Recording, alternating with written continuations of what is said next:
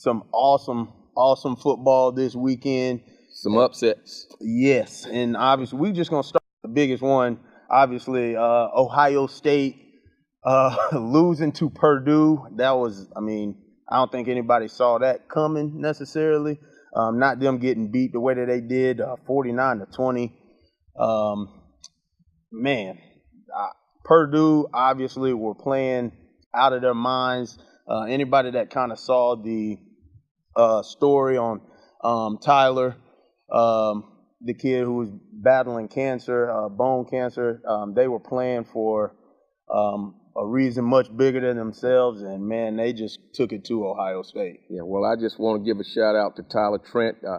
You really motivated, just watching the story, really motivated Purdue. Now we know why, what the real motivation was behind that game, and why Purdue just played lights out.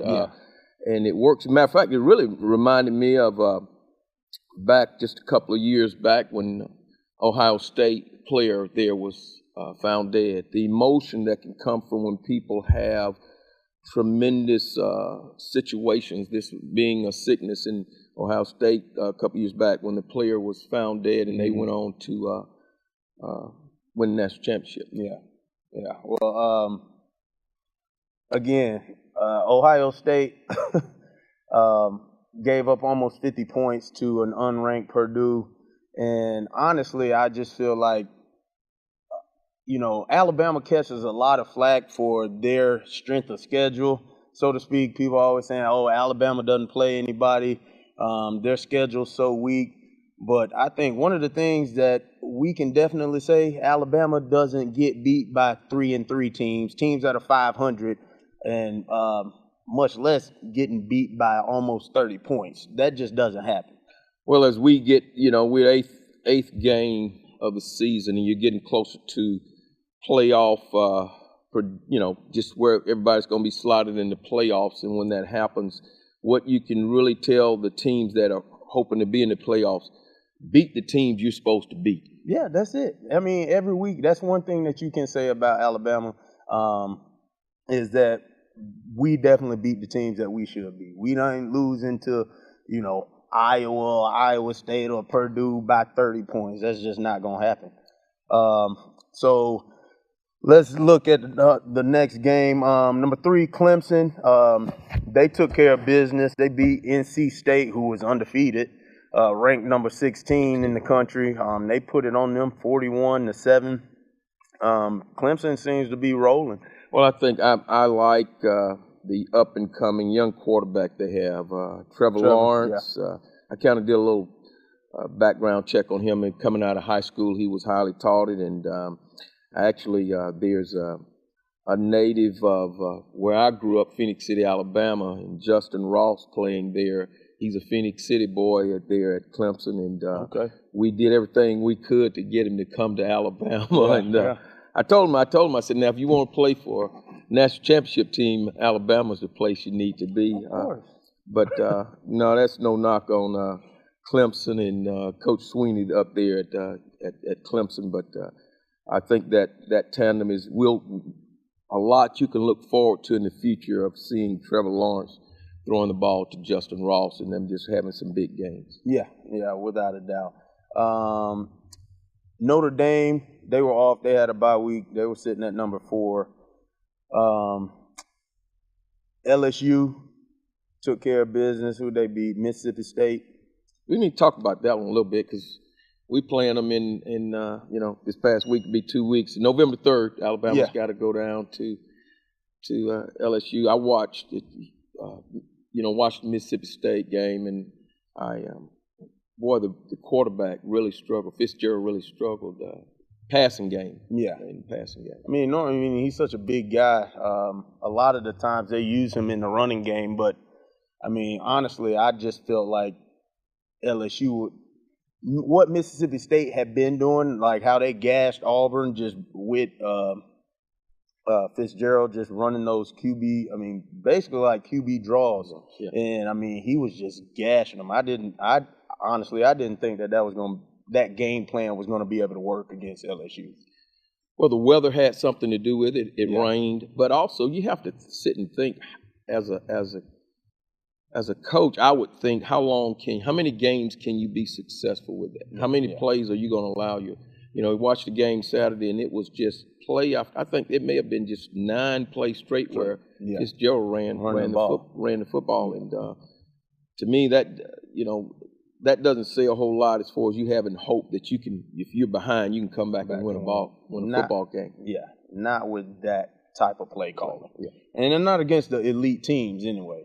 You're not going to be able to just beat me running your quarterback 8-9 plays in a row. So Michigan were sitting at number 6. They were playing against Michigan State. That's a rivalry game. Yes, rivalry game. Now it was heated even before the game started. A man, came out. I don't know if you saw the antics before the game. The guy from Michigan, stomping on the Spartan in the middle of the field. They were almost about to scrap. Almost came to throwing blows. But honestly, I like seeing that type of stuff. That gets the crowd into it, gets the guys hyped. But Michigan State. You like seeing that? I don't like to see it. Let me tell you why. Because I think it's stupid. It's hard enough to win already. Well, the thing is, it doesn't win ball games. That's true. And my thing is, I'm sitting there watching a guy do that, and I'm sitting there thinking, man, you need to be saving that energy for the game. Yeah. Well, in this instance, it didn't come back to bite Michigan in the rear. They ended up winning this game. But how about the future? I think you can do. They got to play things, Ohio State later.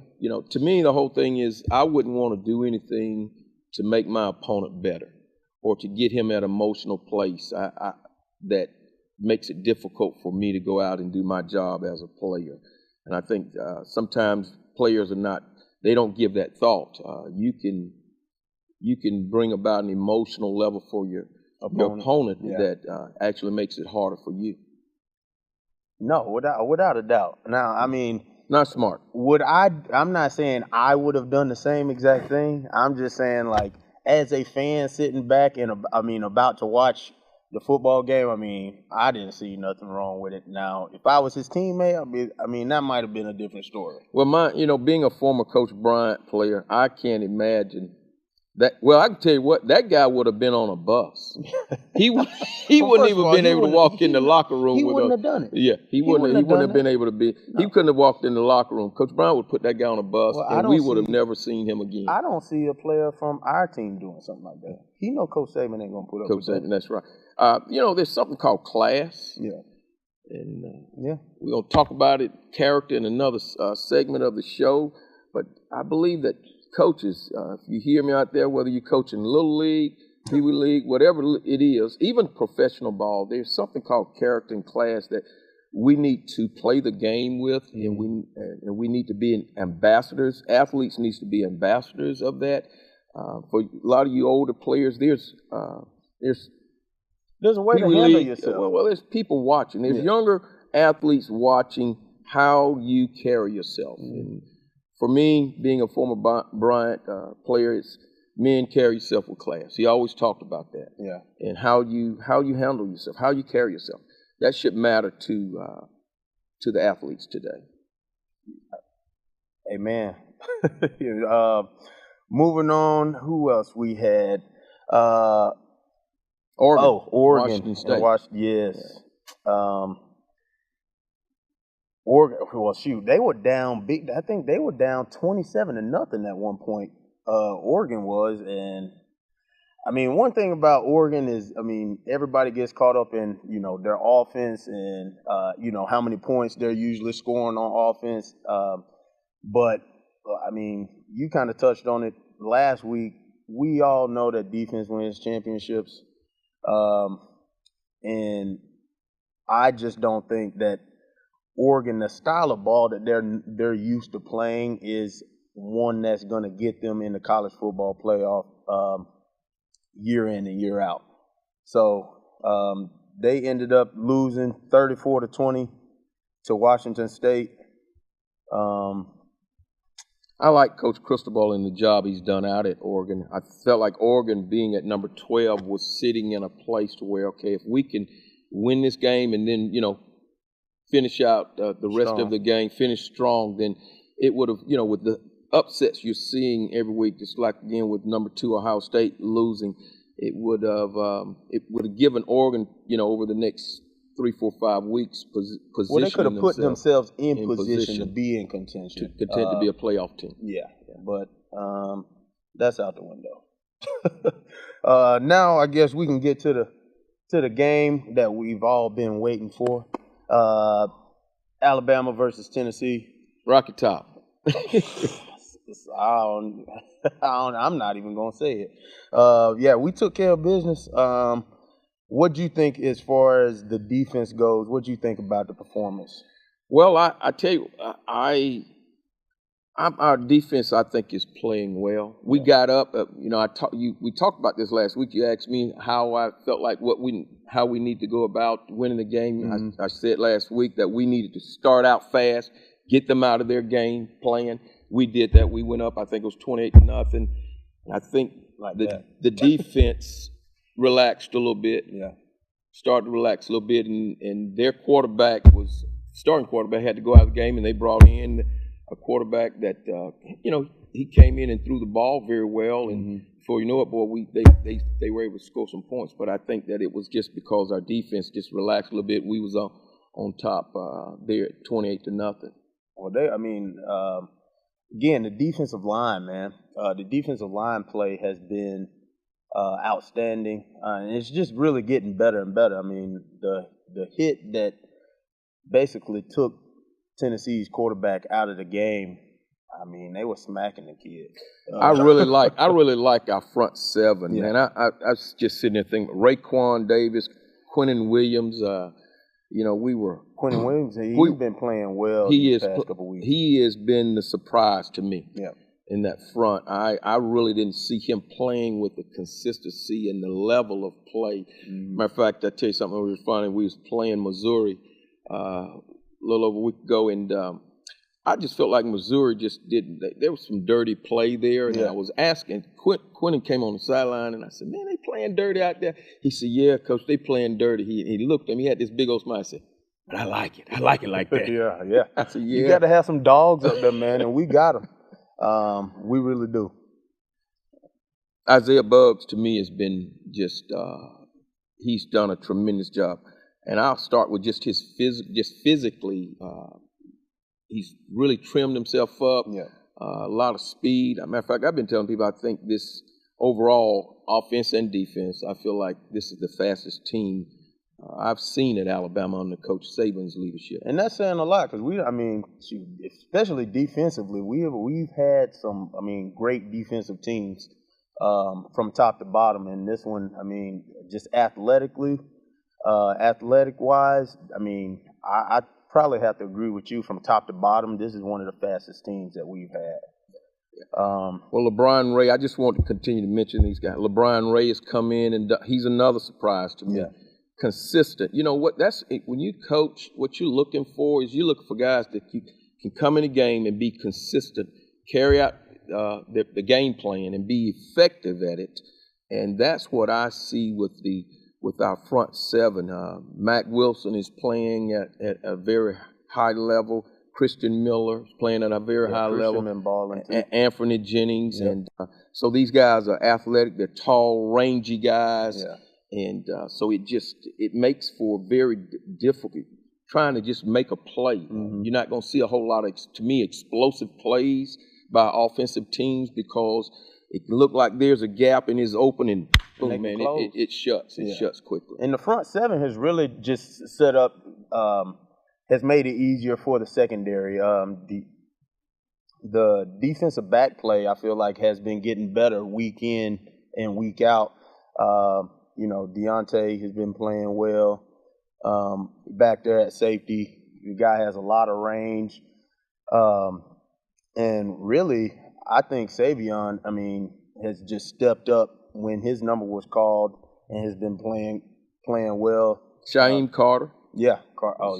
He's been playing great too. Patrick Surtain. I'm just going Xavier McKinney has probably been my surprise for me is just his play. Mm-hmm. And you was asking me about my favorite DB. I was going to say all of Deontay Thomas, I really like the entire starting group of guys as a whole, and it gives you a lot of confidence going into the games. We getting ready to go to LSU, Auburn coming up. Yep. Man, I just feel these guys stay healthy. Yeah. I feel very confident about the consistent level of play from our front seven to our secondary, and I think this is a great opportunity for Alabama to separate themselves from the rest of the pack, so to speak, as we could say, with the other teams in the I guess people would say, how much more separating can they do? We beating folks by 40 and 50 points every week. Well, as Coach Bryant would say, you can always get a little bit better. A little bit better, baby. You can get a little bit better. That's all we need. So, I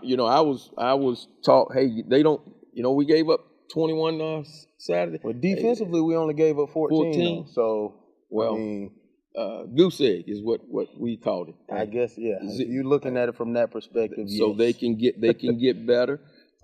You can always look at the film and get a little bit better. The goal needs to be, we go to LSU, Baton Rouge, is, hey, we don't give up anything. Yeah. We leave the game's over with. They didn't score on offense. Well, they didn't score on special teams.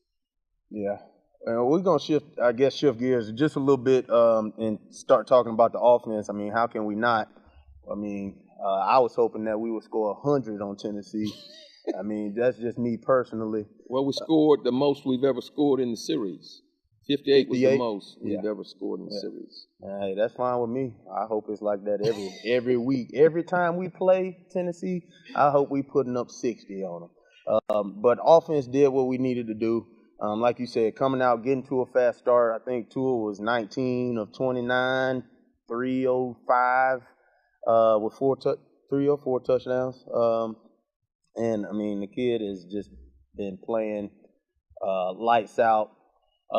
His accuracy, man, he just throwing guys open. That's one thing that just separates him, I feel like, from a lot of, or just the elite quarterbacks can do that. I mean, that pass to Waddle, well, the first one he threw to Judy, he threw him open in the corner of the end zone. And then that deep play to Waddle, man, I mean, he literally dropping dimes out there. What stat impresses you the most? Tua. With Tua? Yes. Probably touchdowns.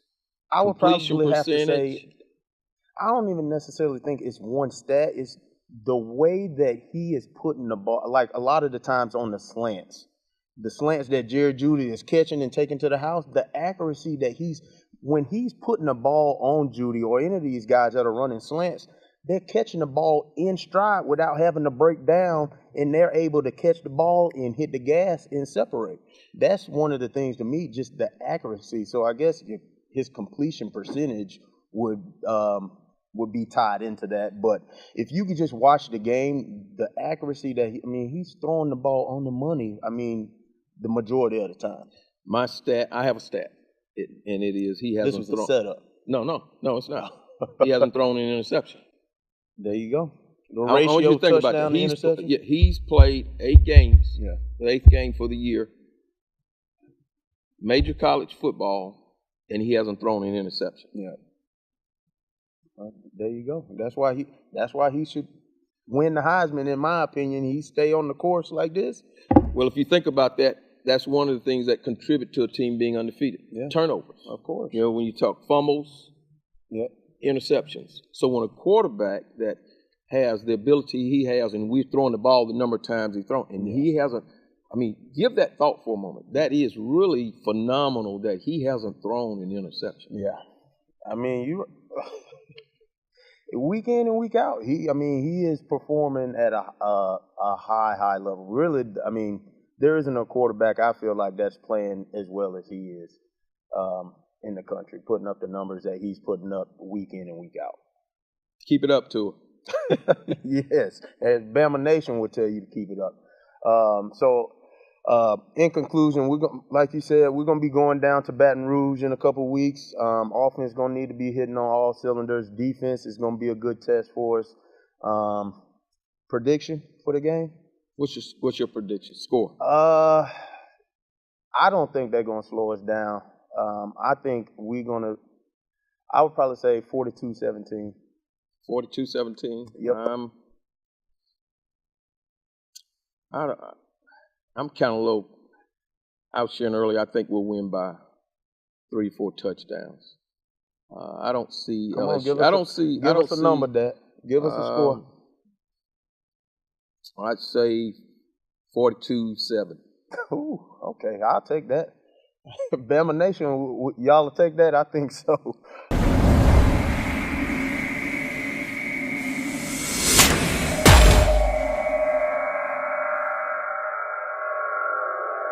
Now, this segment of our show is going to be called Stille Playbook, where we're going to be talking to you guys about faith and family.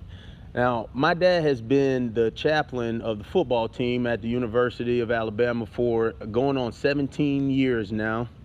And every year, he basically has a theme that they cover throughout the season. And this year, the theme has been character. Character, that's correct. And so this episode of Men of Stille, we're going to be talking about character. It's very important. The reason that character, I think back to when I was at the University of Alabama and under Coach Bryant's leadership, man, he preached and harped on developing good character. And as a Christian, I think that we can look to the Word of God, look to the Bible, and see that Jesus, I call it Christ-like character, that if we can take and duplicate the character that Jesus had and implement this into our sports, into our politics, into every area of life. And the reason for that is because character is the foundation in which a person builds their life. Whatever it is a person's going to do in life, then the foundation of that is character. And the way I just define it is moral excellence. We are moral beings. There is a right and a wrong. When you coach a game and you're teaching players, there's a right way to execute a play. There's a wrong way to execute a play. Well, in the game of life, there's a right way to live and there's a wrong way to live. And what we want to be able to do with characters, and matter of fact, in the summer we have what we call character camps. So it's important, and it's vitally important that mothers, fathers, coaches, teachers, our society realize the importance of us instilling character into that next generation. Yeah, and I mean, I can vividly remember just how you and Mom harped on us doing the right things, and understanding that there are going to be rewards and consequences for the decisions that we made. And I like to think of character as, what you do when nobody's looking, and like you were saying, it's the foundation on which your life is built. If you're a businessman, there are going to be times where, it's just your moral compass is going to dictate whether you make the right decision or the wrong decision. As a father, the same thing. As a husband, the same thing. There are going to be times where, guess what? There ain't nobody around. And you can either choose to do the right thing or you can choose to do the wrong thing. And it really doesn't have to be more complicated than that. Well, we just live in a culture today where a lot of times people are quick to want to justify when they do the wrong things, and that's not a good reason. To me, character is something that you teach, and a person, an athlete, can learn. It's a skill. It's a spiritual skill is what I call it. It's a spiritual skill on how to live life. Just like you teach an athlete how to run, how to jump, how to shoot a basketball, or how to catch a football. That's a skill that you teach. Well, I think we need to be implementing character into that next generation of young people in this. Hey, this is important because it's a skill. It's going to help you prosper in life, just like learning to catch a football will help you prosper, or if it's track and field, whatever the skill may be that you're teaching, well, then character is a skill, and when you teach it to people and they operate in it, they walk in it, then they're going to prosper. Yeah. And I think it's really important just because everyone is going to be able to use character. It's not something that, one person is going to use and the next person is not going to use. It doesn't matter what walk of life you go into outside of sports. Character is something that is going to affect everything that you do, every aspect of your life. And like you were saying, if you can get young people to understand that character, number one, is important, but it's going to basically make up who you are. And we just want to basically get them to understand that it can be developed over time. But it's just like a young athlete. You want to start working on that jump shot when they're young, just so that they get that elbow in and they're working on their jump shot from a young age, so that they can develop it. The same thing is, with your character. If you can get them to understand that this is something that you're going to be working on, throughout the entirety of your life. But if you can start it when you're young, you're just going to set yourself up for later, for success later on. You said something earlier that I think, you said compass. And you think about a compass tells you which direction you're going, and we use them in our cars today. You let you know you're going north, south, east, or west. And as you were talking about it, I thought about, it's amazing how Coach Bryant comes back to my mind. Every week I think of him, or a saying, he brings something to my mind. But we would be in meetings, and he would ask us to, he said, men, tonight when you go to your room, I want you to look in the mirror. And I want you to ask yourself if you gave it 110% today, or his way, did you leave it all on the field? And he'd say, and to thine own self be true. And so what he was telling us is that examine your character. Look at who you are. And as I was thinking about this as we, what I could share this week, I heard a story on Aaron Hernandez. They've been just kind of doing a podcast on it, and just listening to, here was a young man that had all of the physical skills to be a professional athlete and reach the epitome of his profession. And because there were some areas in his life where his character wasn't what it needed to be, it not only cost him his career, but I think it eventually cost him his life. And we need to look at that today. We need to learn from that situation. We need to talk to our student athletes about that, because this story is a story that we can all learn from and we can teach from, instead of just saying, well, that was just a story, let's move on. No, we need to stop and look at that story and look at his life, because physically Aaron Hernandez had all of the physical abilities to have a multi-million-dollar contract and make millions of dollars. But his character, the decision making, he made poor decisions. That's why a lack of character, you make poor decisions. And we as coaches, teachers, parents, this is something that I believe God is going to hold us accountable to. Did we help our children in teaching them to make good decisions? And I think another thing that we can look at just from Aaron Hernandez's story is the fact that you touched on it, is from a worldly perspective, he had everything that you could want. A multi-million-dollar NFL contract, playing for one of the best teams in the NFL, in the New England Patriots. Cars, money, everything that comes with what the world defines as success. But his character ultimately failed him. And that's what we kind of need to be harping on and instilling in the next generation, is that yes, you can have all of these different things, but that doesn't make up who you are. Well, it doesn't make you totally successful. I heard someone say that if you take look at the entertainment executives that have been fired over the last 2 to 3 years and what their income was annually, and they lost their jobs, not because they got to that position because they had a skill, they were great at what they did, but they lacked character. And that character, eventually, lack of it cost them their job. So we have to look at these situations that's happening in our society, and we need to be able to teach the next generation to say, look, you don't have to go down that road that someone else doing. We don't need another Aaron Hernandez.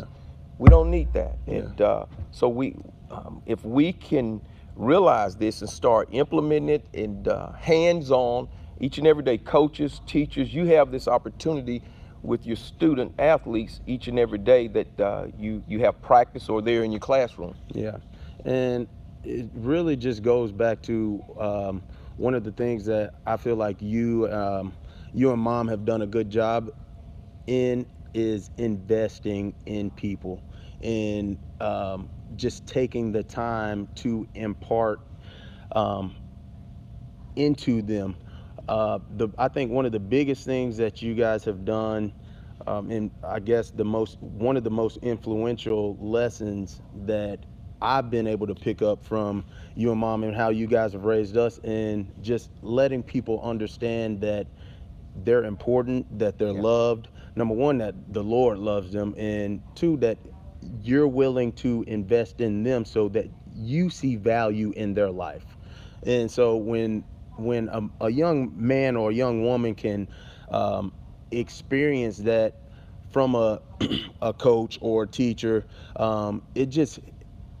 it makes them see themselves differently, and it puts value on their life. So when they value themselves and if they value their life, they're more than likely willing to make the decisions to better themselves. Well, I just think this Aaron Hernandez story was we needed to mention it in this segment because it's just been a little over a year that he took his life, and it's still, it's still relevant for today. And he was known, about a lot. I think he was 27 when he committed suicide, and that's too young. Way too young to pass away, to be dead, and for your career to be over with at what you're doing. And so I'm just excited about, we have this opportunity with our show here. We can get it out and say, hey, look, character is important, and each and every week we'll bring some type of, in our Stille Playbook, we're going to bring some type of character trait or characteristic that we want to be able to instill in the next generation. Yes, and guys, remember, guys and girls, remember, you can, we want to interact with you guys. So any comments, any feedback that you have, you can leave them in the comment section. You can also email us at menofstille01, that's MENSTILLE01 at gmail.com. We look forward to hearing from you. And remember, you can leave prayer requests as well, as we'll be looking over those and praying for you guys and covering you guys throughout the week. Thanks for joining us. And remember, always just get a little bit better. And men of Stille, we walk by faith, not by sight.